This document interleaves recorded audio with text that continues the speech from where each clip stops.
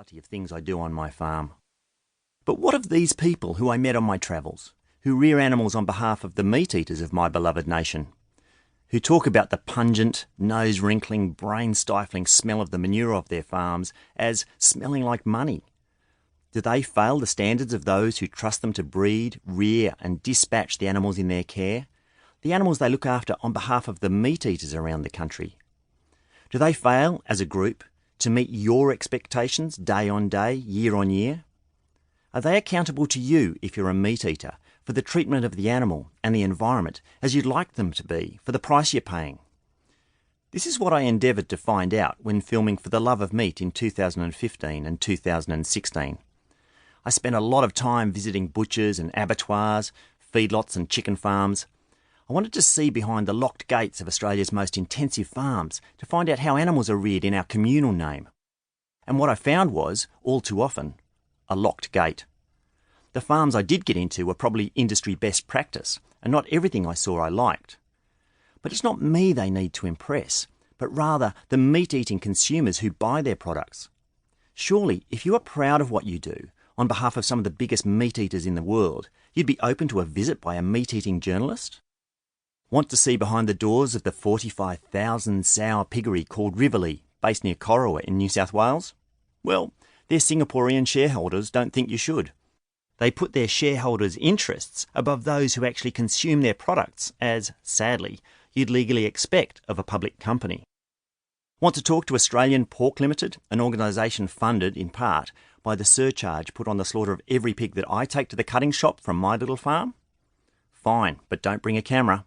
And don't ask them to a round-table conversation that may involve their critics, because this is an industry that is afraid of scrutiny, afraid of transparency.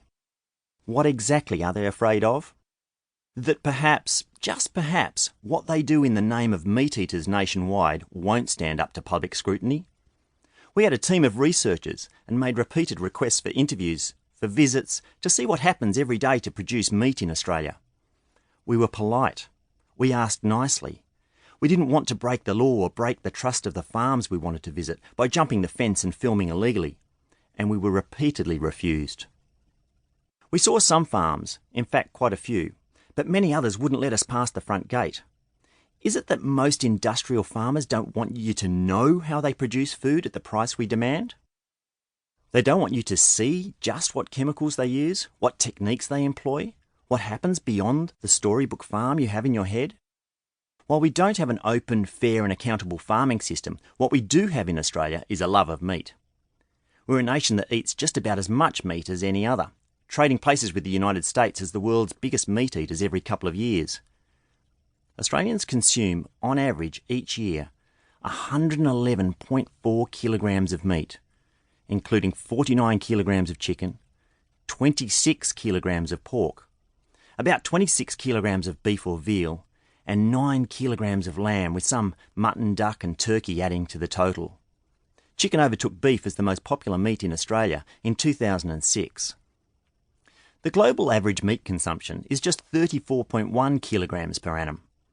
In 2017, Australians ate 4 times more beef and veal than the global average, and 6 times more lamb and mutton, lumped together as one type of meat, than the rest of the world, according to Meat and Livestock Australia's 2018 State of the Industry report.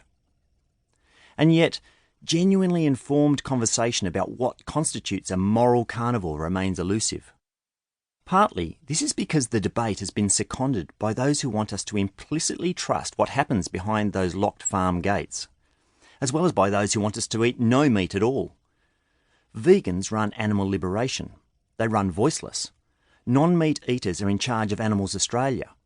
Drawn to these organisations because of their love of animals, usually the cute, furry ones, not the slugs and snails and caterpillars and grasshoppers, and their desire to see livestock meet no harm, vegetarians and vegans are the ones speaking on behalf of animals. And good on them, at least someone is. Their overarching agenda, though, is for us to abstain from eating meat altogether. And I hear their argument. Eating meat has far-ranging consequences. Consequences for the animals we eat, obviously, for our health and for the planet.